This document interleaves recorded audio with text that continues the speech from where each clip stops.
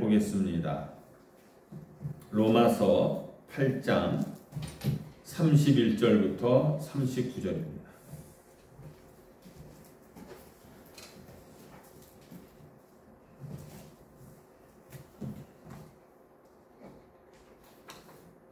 하나님의 말씀 로마서 8장 31절부터 39절 교독합니다.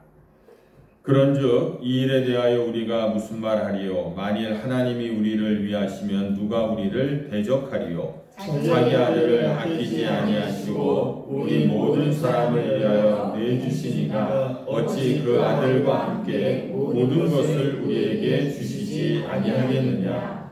누가 능히 하나님께 택하신 자들을 고발하리요? 의롭다 하신 이는 하나님이시니 누가 정죄하리요? 죽으실 뿐 아니라 다시 살아나신 이는 그리스도 예수시니 그는 하나님 우편에 계신 자요 우리를 위하여 간구하시는 자신이라. 누가 우리를 그리스도의 사랑에서 끊으리요? 환난이나 공고나 박해나 기근이나 적신이나 위험이나 칼이랴. 기록된 바 우리가 종일 주를 위하여 죽임을 당하게 되며 도살당할 양같이 여김을 받았나이다 함과 같으리라. 그러나 이 모든 일에 우리를 사랑하시는 이로 말미암아 우리가 넉넉히 이기느니라. 내가 확신하노니 사망이나 생명이나 천사들이나 권세자들이나 현재일이나 장래일이나 능력이나 높음이나 깊음이나 다른 어떤 피조물이라도 우리를 우리 주 그리스도 예수 안에 있는 하나님의 사랑에서 끊을 수 없느니라. 아멘. 우리가 인생을 살면서 부딪히는 여러 가지의 삶의 과제에 있어서 우리가 승리하느냐 또 아니면 우리가 패배하느냐 하는 이 결정은 우리가 승리하고 성공할 수 있는 객관적인 어떤 조건 그 자체도 분명히 중요하지만은 내가 승리할 수 있다라는 그 믿음, 내가 성공할 수 있다라는 그런 확신을 얼마나 내가 갖고서 살아가느냐가 성공과 또 승리를 가능케 하는 중요한 요인으로 작용한다라는 것입니다. 사사기에 보면은 기드온의 300명의 용사들과 이제 싸우는 미디안 군대 이야기가 나옵니다. 그 미디안 군대의 숫자나 훈련 상황을 보면은 이 기드온의 300명의 군인들과는 비교가 되지 않을 만큼의 그런 군사력과 또 훈련을 가지고 있었던 그런 미디안 군대였다는 것이에요. 그런데 이 미디안 군대의 한 군인이 꿈을 꿉니다. 보리떡 한 덩이가 이 미디안 지방 이 진영 안으로 굴러 들어오면서 이 미디안 진영이 완전히 다 한순간에 무너지는 그런 꿈을 꾸었던 것이에요. 그 꿈을 꾼 군사가 그 군인들을 모아놓고 자기의 꿈 이야기를 합니다. 내가 이런 꿈을 꿨는데 아무래도 이 보리떡 한 덩이는 이 기드온의 군인 같다. 그 기드온의 이 군사가 우리 안에 들어와서 우리를 완전히 다 이제 패배시킬 것 같다라는 그런 얘기를 하는 것입니다. 이 소문이 이 미디안 군대 진영으로 쫙 퍼지고 맙니다. 그러면서 아무래도 우리가 전쟁에서 패할 것 같다. 우리가 질 것 같다. 라는 그런 확신이, 그런 불안한 생각들이 그 미디안 군대 진영 안에 들기 시작했다는 것입니다. 이미 그들은 싸움을 하기도 전에 전의를 상실해 버리고 결국은 이 전쟁에서 패배하는 그런 일들을 그들이 겪게 됩니다.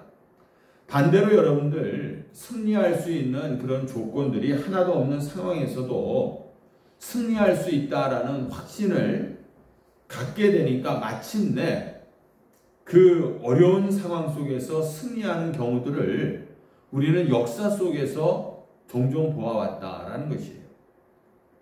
중세 카톨릭은 종교적인 어떠한 교권만이 아니라 어떤 세상의 정치력이나 아니면 권세나 권력이 대단했던 그 중세 시대였다라는 것입니다. 그런데 유럽 전체를 지배하고 있었던 이런 막강한 기독교의 세력과 맞섰던 이 마틴 루터를 생각해 보시기 바랍니다. 그 루터라고 종교개혁을 그가 주도했지만은 여러분들 왜 좌절하고 모든 것들을 포기하고 싶을 때가 왜 없었겠습니까? 얼마나 그 순간순간이 많았겠습니까? 그럴 때마다 그의 절친이었던 멜랑톤이라고 하는 사람이 루터에게 이런 얘기를 한 거예요. 너가 성경에서 발견한 진리를 진리라고 확신할 수만 있다면은 그 진리는 반드시 이길 것이다. 이렇게 얘기하는 것이. 그 진리를 마틴 루터가 믿었기 때문에 그 말씀에 근거해서 마지막까지 그 종교개혁이라는 그러한 임무를 완수할 수가 있었다라는 것입니다. 그래서 마틴 루터와 그 멜랑톤이 좋아했던 성경 구절 말씀이 오늘 이 31절 말씀이었다라는 것이에요. 그런즉 이 일에 대하여 우리가 무슨 말하리요? 만일 하나님이 우리를 위하시면 누가 우리를 대적하리요? 이 말씀이었다. 이 말씀에 근거해서 종교개혁에 대한 확신을 가지고 있었고 마침내 승리할 수가 있었다라는 것입니다. 여러분들 동일한 확신을 오늘 이 성경 말씀에 보니까 사도 바울도 그런 확신을 가지고 있었다라는 것이에요. 바울이 살던 시대는 바로 로마의 막강한 권력이 지배하고 있었던 시대였다는 것입니다. 그런데 사도 바울은 그런 세계를, 로마가 지배하고 있었던 막강한 이 세계를 복음으로 바꿀 수 있다라는 그러한 이 믿음을, 확신을 가지고 있었다라는 것이에요. 그렇기 때문에 이 복음이 전 세계로 퍼져가는 것이 가능했다라는 것입니다. 오늘 37절 말씀과 같이 그러나 이 모든 일에 우리를 사랑하시는 이로 말미암아 우리가 넉넉히 이기느니라. 이렇게 이 확신이 저와 또한 여러분들의 확신이 되기를 주님의 이름으로 축원합니다. 여러분들 이런 확신의 승리의 확신을 그러면 갖게 할 수 있는 근거가 무엇이냐? 오늘 본문에서 우리가 몇 가지를 찾아보려고 합니다. 첫째는 하나님의 주권에 대한 믿음입니다. 하나님의 주권에 대한 믿음. 여러분들이요 정말 거듭난 그리스도인이라면은요 하나님은 내 삶의 승리의 계획을 준비하고 계셨다는 이 사실을 믿어야 합니다. 또 어떤 불행이나 아니면 고통도 내 삶에 대한 하나님의 계획을 무효시킬 수 없다라는 것을 여러분들이 믿으셔야 합니다. 이런 하나님의 주권에 대한 믿음이 여러분들에게 있어야만이 사도 바울과 같은 그런 확신을 가지고 우리가 담대하게 이 세상을 승리하면서 나아갈 수가 있다는 것이에요. 아니 내가 그리스도인인데 하나님의 자녀인데 거듭난 그리스도인이라고 내가 확신하고 있다면은 하나님은 내 인생을 분명히 책임져 주실 것이다. 승리케 하실 것이다라는 그런 믿음이 없이 어떻게 우리가 거듭난 그리스도인이다 이렇게 얘기할 수가 있겠냐 말이에요. 어떤 고난이나 환난도 하나님은 그것 때문에 내가 절대로 무너지지 않게끔 나를 지켜주실 것이다라는 그런 확신이 우리에게는 있어야 된다라는 겁니다. 그래서 여러분들 28절을 한번 다 같이 봅니다. 우리가 알거니와 하나님을 사랑하는 자, 곧 그의 뜻대로 부르심을 입은 자들에게는 모든 것이 합력하여 선을 이루느니라. 이렇게 얘기하고 있어요. 여기서 여러분들 우리가 알거니와 우리가 안다라는 얘기를 하고 있습니다. 이 안다라는 말씀을 여러분들이 잘 기억해 두시기 바랍니다. 그러면서 26절을 읽습니다. 이와 같이 성령도 우리의 연약함을 도우시나니 우리는 마땅히 기도할 바를 알지 못하나 오직 성령이 말할 수 없는 탄식으로 우리를 위하여 친히 간구하시느니라. 이런 얘기를 하고 있어요. 여기 보면은 우리는 마땅히 기도할 바를 또 알지를 못한다고 했어요. 우리 삶에 대한 하나님의 최선이 무엇인지를 우리는 모르는 순간이 너무나도 많습니다. 하나님이 우리의 인생을 볼 때 요 순간이 우리 인생의 최고의 순간인데 우리는 그 순간을 잘 모르고 있다는 것입니다. 그래서 우리는 실패할 때가 있고 실수할 때가 많이 있다는 것이에요. 또한 우리의 현재나 우리의 미래를 우리가 알지 못할 뿐만 아니라 도저히 우리가 알 수 없는 상황들이 인생에 너무 많이 있다는 거예요. 왜 나의 인생 속에는 이런 일들이 일어날까? 알 수 없는 그런 상황들이 너무나도 우리의 인생 속에 많이 일어나고 있다는 것입니다. 그런데도 바울은 우리가 모르는 것들이 많은 가운데도 우리가 아는 것이 있다. 이렇게 오늘 28절에서 이야기하고 있는 거예요. 우리가 아는 것은 뭡니까? 하나님을 사랑하고 그 뜻대로 부르심을 입은 자들에게는 여러분들 삶의 역경이나 불행이나 사고 등 이 모든 것들이 합력하여서 선을 이루신다라는 것을 우리는 안다라고 오늘 고백하고 있는 거예요. 아멘. 내 삶 속에서 일어나는 모든 것도 우리 알 수는 없어요. 어떤 일이 일어날지, 왜 이런 일이 일어나는지 알 수 없다는 것입니다. 그러나 이 모든 것들이 다 합력하여서 선을 이룬다라는 것을 나는 안다라고 사도 바울은 오늘 고백하고 있습니다. 여기서 여러분들 우리는 이렇게 얘기해요. 모든 것이 합력하여 선을 이룬다 했을 때 이 선이 무엇을 의미합니까? 그냥 모든 것들이 다 잘 될 것이다. 이건 분명히 아닌 거예요. 이런 의미는 아닙니다. 29절을 한번 보세요. 다 같이 한번 읽습니다. 29절 시작. 하나님이 미리 아신 자들을 또한 그 아들의 형상을 본받게 하기 위하여 미리 정하셨으니 이는 그로 많은 형제 중에서 맏아들이 되게 하려 하심이니라. 이런 얘기를 합니다. 여기서 선이라는 것은 하나님이 미리 아신 자들에게 하나님의 아들인 예수님의 형상을 본받게 한다라는 것이에요. 다시 말씀드리면 그리스도의 인격을 닮아가게 하신다는 거예요. 우리가 예수를 본받는 것이 최고의 선인 거예요. 모든 것들이 합력하여 선을 이룬다라는 이 선은 결국 뭐냐면 우리가 예수님을 본받게 된다는 것입니다. 그러면서 30절 또 읽습니다. 시작. 또 미리 정하신 그들을 또한 부르시고 부르신 그들을 또한 의롭다 하시고 의롭다 하신 그들을 또한 영화롭게 하셨느니라. 사도 바울은 이 사실을 안다라고 고백합니다. 사실 여러분들 고통은요 만나면은 누구나 다 괴롭습니다. 솔직히 고통스럽지 않다고 부인할 수가 없습니다. 아픈 것은 아픈 거예요. 그럼에도 불구하고 우리가 분명히 알고 있는 것이 있어요.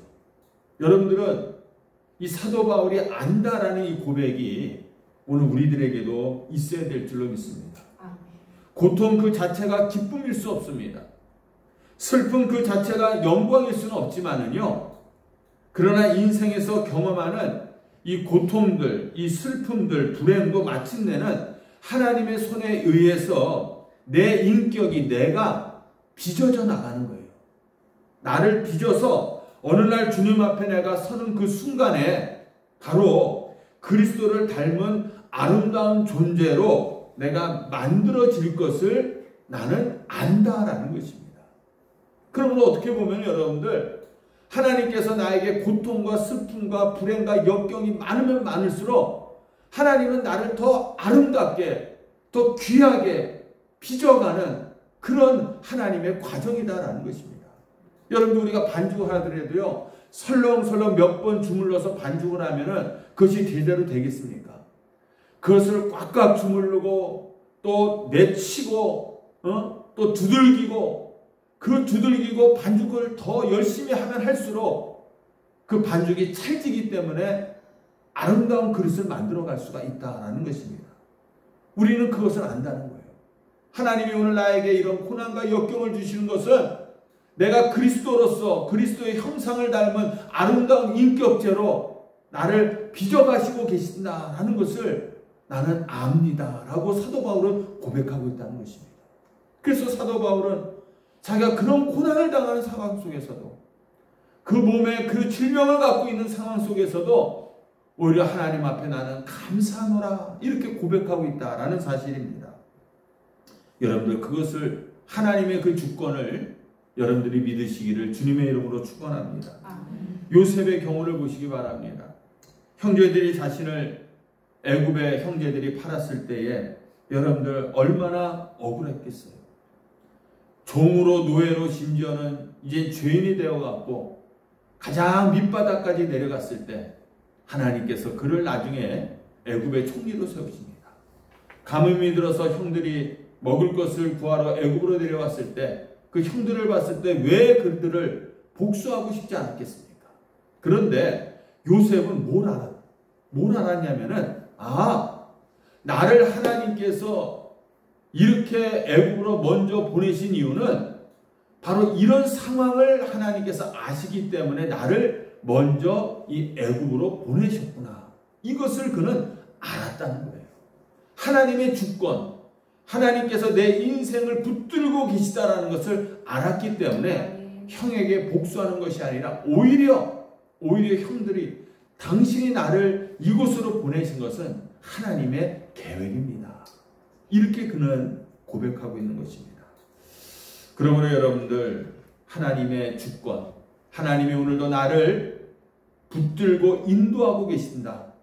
결코 하나님은 나를 멸망시키시는 분이 아니라 하나님께서는 나를 의의 길로 인도하시는 분이다라는 것을 확신하고 믿고 살아가는 그런 성도들이 되시기를 주님의 이름으로 축원합니다. 두 번째 근거는 뭐냐면은 하나님의 선물에 대한 믿음입니다. 하나님은요, 우리가 고통과 실패를 경험하는 동안 우리에게 정말 필요한 것들을 다 공급해 주시고 채워주신다. 그 순간에는 왜 하나님 이것도 없습니까? 저것도 없습니까? 원망하고 우리가 분통을 터뜨리지만은요, 지나고 나면은 그 순간순간마다 하나님은 우리에게 모든 것들을 채워주셨다는 거예요. 32절 다 같이 있습니다. 자기 아들을 아끼지 아니하시고 우리 모든 사람을 위하여 내주시니가 어찌 그 아들과 함께 모든 것을 우리에게 주시지 아니하겠느냐. 하나님이 우리에게 모든 것을 다 주신다는 거예요. 주신 것 중에 가장 값진 선물이 뭔지 아세요? 바로 예수님인 줄로 믿습니다. 예전에 목사님이, 부흥 강사님들이 이런 그 예화를 자주 드셨어요. 뭐냐면 아들 5이 있는 사람하고 자식이 없는 사람하고 친구인데 만나갖고 이런저런 얘기 술 한잔 하다가 술김에 그 자식 없는 사람이 자식 5이 있는 친구한테 부럽잖아요. 나 아들 하나만 줘라. 내가 잘 키워주겠다. 그러니까 얼떨결에 그래 내가 아들 하나 줄 테니까 양자로 삼아서 잘 키워라. 이렇게 또 대답을 해준 거예요. 그래서 집에 돌아가고 5 아들 중에서 누구를 보낼까를 생각해 보니까 첫째는 맞으니까 보낼 수가 없는 거예요. 그리고 둘째는 요놈이 제일 똑똑한 아들이야. 그래서 보낼 수가 없는 거예요. 셋째는 너무 잘생겼어. 나를 닮아갖고 너무 잘생겨갖고 보내줄 수가 없고, 넷째는 제일 병약한 거예요. 그래갖고 이 병든 자식을 보낼 수가 없는 거예요. 그 5째 막내는 왜 못 보냈겠어요? 막내라서 또 못 보내는 거예요. 그렇게 생각하다가 그가 하나님의 은혜를 거기서 깨달은 거예요. 뭘 깨달았냐면, 세상을 이처럼 사랑하사 독생자를 내어주신 그 하나님의 사랑을 깊이 깨달았다는 거예요. 5 아들도 다 누구한테 줄래니까 줄 아들이 없는데 하나님께서는 독생자 그 외아들을, 우리를 사랑하셔서 세상을 이처럼 사랑하사 이 독생자 아들을 우리에게 주셨다는 겁니다. 주실 뿐만 아니라 그 생명까지도 다 우리에게 주셨다는 것이에요. 여러분들, 그렇기 때문에 자기의 독생자 아들까지도 우리에게 주신 하나님이 뭐가 아까워서 이 모든 것들을, 다른 것들을 우리에게 주시지 않겠느냐. 당연히 주시죠. 당연히 베풀어 주신다는 겁니다.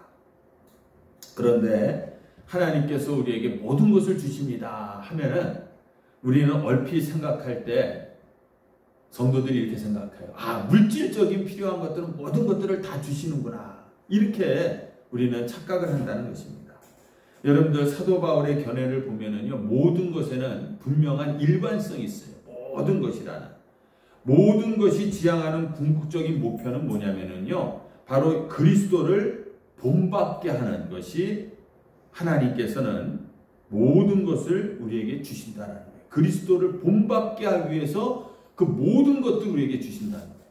그러면 이 모든 것들은 뭐냐면은요, 우리가 얘기하는 흔히 좋은 것들, 무슨 성령의 열매들, 뭐 이런 것들만이 아니다라는 것입니다. 이 모든 것에는 좋은 것뿐만 아니라 그리스도를 본받게 하기 위해서 우리에게 때로는 필요한 인격적인, 도덕적인, 영적인 그런 모든 것들을 공급해 주신다.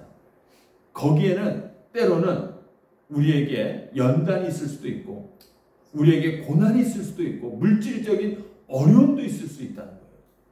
모든 것 안에 좋은 것과 또 우리에게 힘들고 어려운 것들이 다 포함되어 있다라는 그 사실을 여러분들 잊지 마시길 바랍니다. 그래서 이 하나님의 선물, 거기에 대한 믿음을 여러분들 가지시기 바랍니다. 나에게 필요한 모든 것들을 하나님께서는 주신다는 거예요. 좋은 것들만 주시는 것이 아니라 나에게 필요한 것이 있어요. 아, 나에게 인내가 부족하기 때문에 그 인내를 키우기 위해서 하나님은 때로는 나에게 연단을 주신다는 겁니다. 이런 모든 것들을 하나님이 나에게 주신다는 믿음으로 오늘도 주님 앞에 서기를 바랍니다. 그리고 세 번째로는요, 그 근거가 하나님의 사랑에 대한 믿음입니다. 여러분들, 성도님들은 하나님께서 그의 자녀들을 위해서 놀라운 계획을 예배해 놓으셨을 뿐만이 아니라요, 그 계획을 반드시 이루실 것을 여러분들 믿습니까? 그러면은 그것을 믿을 수 있는 그런 근거가 뭘까요? 우리가 믿는다고 하면 오늘 다시 한번 37절에 있습니다. 37절 시작. 그러나 이 모든 일에 우리를 사랑하시는 이로 말미암아 우리가 넉넉히 이기느니라. 그 근거가 어디 있냐? 우리가 넉넉히 이길 수 있다고 당당하게 고백할 수 있는 근거는 바로 앞에 있잖아요. 모든 일에 우리를 사랑하시기 때문에 그렇다는 거예요. 하나님 우리를 사랑하시기 때문에, 한 번 나를 사랑하시는 하나님의 사랑은 변하지 않는다는 겁니다. 나의 불순종에도 불구하고 나를 사랑하시되 하나님은 끝까지 사랑하시는 변치 않는 영원한 사랑이 이 사랑이야말로 바로 우리를 궁극적인 승리로 이끄는 또 하나의 중요한 근거가 된다는 거예요.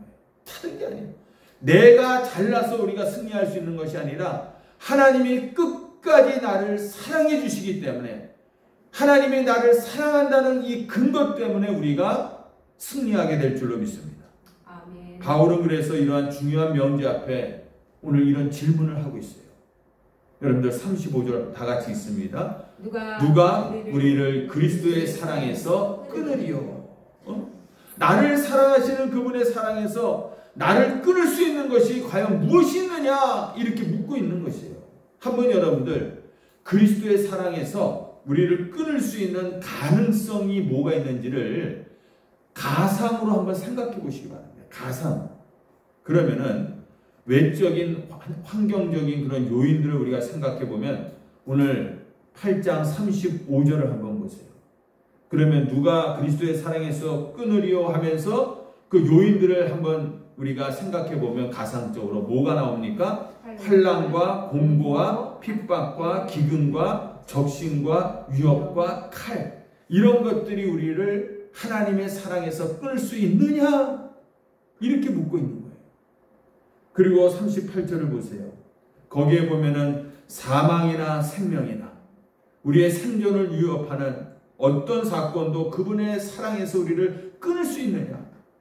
또 천사들이나 권세자들이나 우리를 위협하는 영적인 존재들이 우리가 그리스도의 사랑에서 끊을 수 있겠느냐?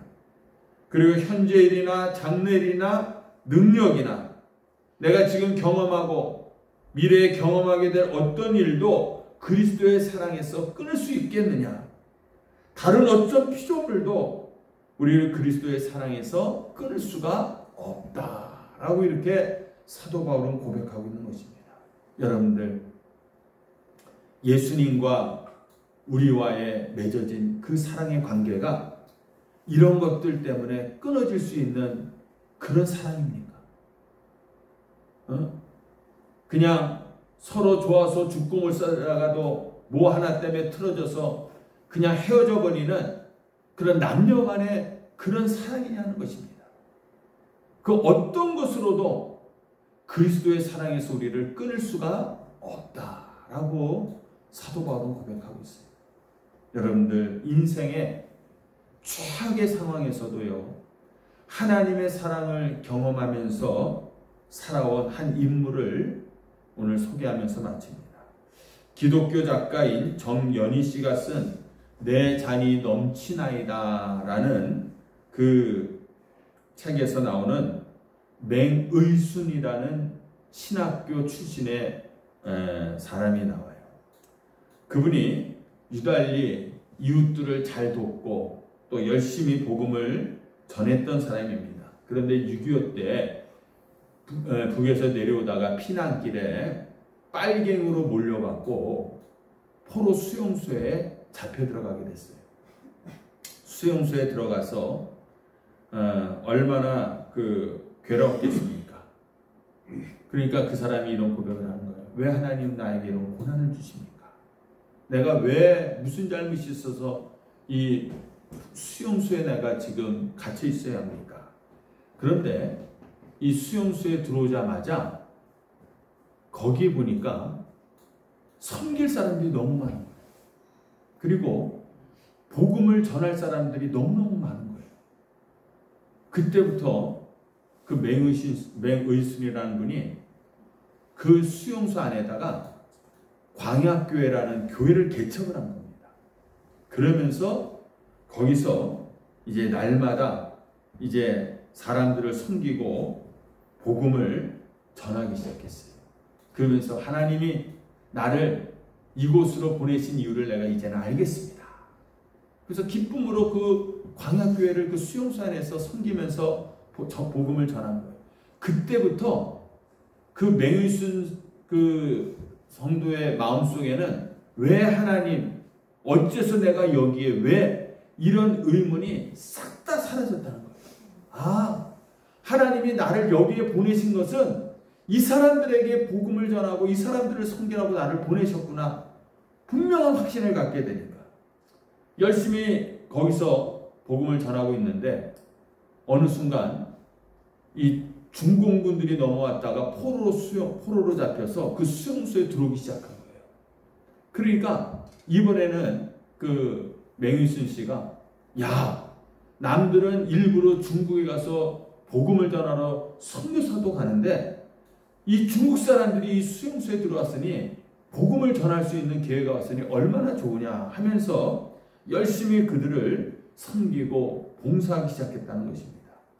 그러면서 이 수용소에서 정말 시간 가는 줄 모르고 열심히 그냥 복음을 전하고 기쁘게 거기서 헌신한 거예요. 근데 그 친구들이 나중에 야, 맹의순이 어디 갔느냐 했더니 아, 빨갱이로 몰려갖고 포로 수용소에 잡혀있다 해서 구명운동을 한 거예요. 구명운동을 해갖고 이 서명서를 쭉 받아갖고 제출했습니다. 그래서 그 맹의순 성도가 자기가 서명만 하면은 이제 수용소에서 나올 수가 있는 거예요. 근데 서명을 안 하는 거예요. 서명을 거부하면서 내가 있어야 할 곳은 바로 여기다. 내가 여기서 내가 있어야 되는데 내가 왜 수용소를 나가냐 하면서 그냥 나가지 않고 거기서 계속해서 섬기고 있었던 것입니다. 새벽까지 그 미군들이 와서 오전에 치료하고 가면은 새벽까지 그 환자들을 돌보고 그들의 손과 발을 씻어주고 또 복음을 전하고 또 그들 앞에서 찬송가를 불러주고 그리고 그 중국어를 배워갖고 중국말로다가 그 어렵게 시편 23편을 읽어주고 이러다가 너무 과로로 일하다가 결국은 그 새벽에 숨을 거뒀어요. 죽었다는 거예요. 그래서 장례를 치릅니다. 그 포로 수용소 밖으로 나와갖고 이제 장례를 치르고 있는데 그 치르는 과정에 한 통의 편지가 전달됐습니다.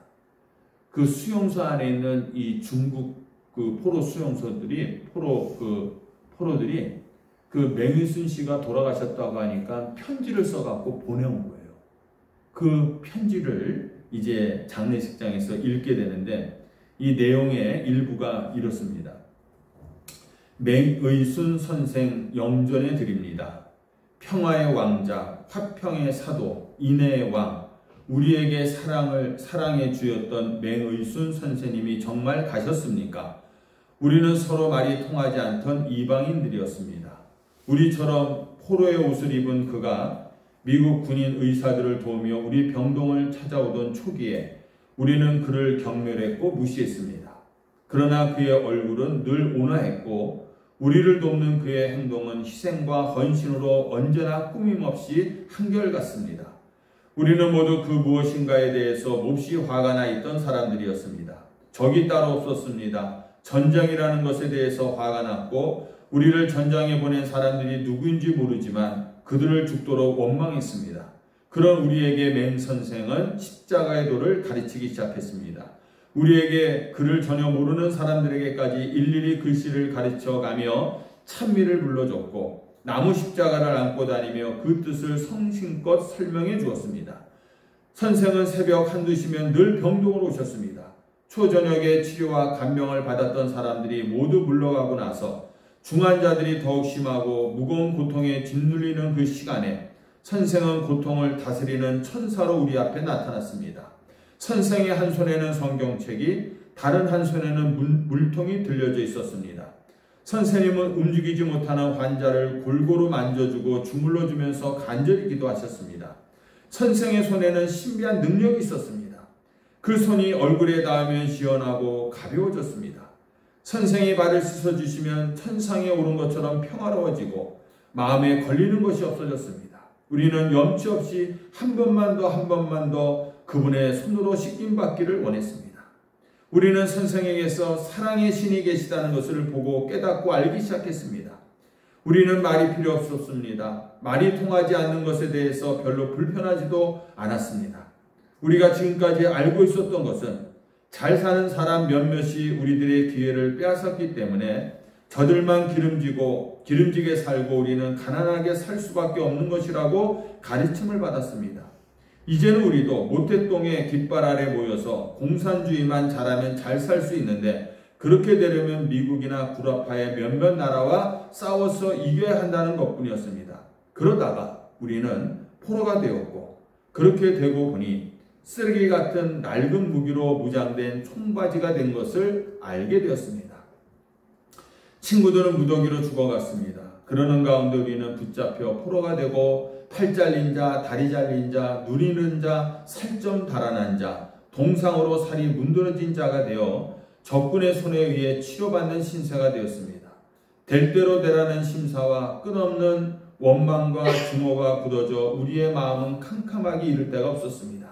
그런데 그 자리에 맹 선생이 오셨습니다. 맹 선생의 숨결은 우리의 껍데기를 녹여주었습니다. 얼음장처럼 차고 두껍고 어둡고 어둡던 마음의 문을 기도와 찬미의 손과 사랑으로 녹게 해주었습니다. 우리는 십자가의 도가 사랑인 것을 알았습니다. 그 사랑의 시작이 예수 그분인 것을 알았습니다. 나의 죄가 죽고 사랑이 살아남으로 승리했고 그 승리가 영원이라는 것을 알았습니다. 8월 11일 새벽에도 마지막 환자를 씻기고 난 선생은 자신의 눈물을 씻을 생각도 하지 않으시고 시편 23편을 우리말로 더듬더듬 읽어주셨습니다. 시편 23편을 봉독하신 후 그분은 한 번 더 힘차게 내 잔이 넘치나이다, 내 잔이 넘치나이다 하시고 나서 먼 곳을 바라보시며 쓰러지셨습니다. 자신이 하나님의 사랑 때문에 그 자리에 세워진 것을 믿었을 뿐만 아니라 알았고 이 사랑의 복음을 전하기 위한 것이 자기 삶의 목적인 것을 알아서 사랑의 명령 앞에 순종했던 맹의순 선생의 마지막 고백은 내 잔이 넘치나이다 이었습니다. 여러분, 이 편지의 마지막은 이런 중공군의 고백으로 마쳐집니다. 우리는 통곡합니다. 우리는 통곡합니다. 그러나 우리는 맹선생을 만나기 위해서라도 예수 안에 있어야 한다는 것을 깨닫게 되었습니다. 우리는 통곡합니다. 그러나 우리는 버려진 것이 아니라는 것을 알고 있습니다. 왜냐하면 우리는 맹선생과 함께 주님 안에 있습니다. 여러분들, 이 복음을 모르던 이 중국 군인들이 그 맹선생의 그 헌신과 희생과 그 복음을 전하면 얼마나 전했겠습니까? 중국말로 복음을 전했으니 얼마나 전했겠어요? 예수님은 사랑이십니다. 이 단순한 이 복음 하나만 전했어도 그 맹의순 선생의 그 삶을 그들이 보고 예수님을 알게 되었고 믿게 되었고 예수 안에 거하게 되었다라는 것이에요. 여러분들, 이 고백이야말로 정말 넉넉한 승리인 줄로 믿습니다. 최악의 고통을 최선의 승리로 이끌어낸 위대하고 넉넉한 승리의 고백이 바로 이 고백이 우리가 닮아야 할 고백인 줄로 믿습니다. 우리를 사랑하시는 그분으로 말미암아 우리가 넉넉히 이기느니라. 우리 삶에 예고 없이 불행과 또 역경과 고난이 불어닥칩니다.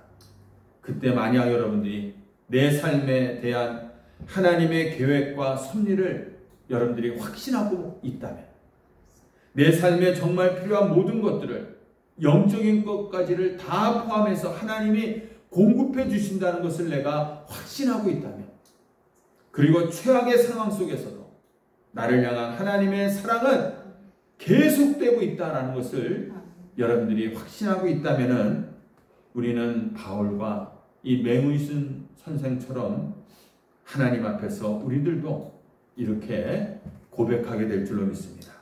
나를 사랑하시는 하나님으로 말미암아 내가 오늘도 넉넉히 이기느니라. 이 고백이 우리 모두의 고백이 되기를 주님의 이름으로 축원합니다.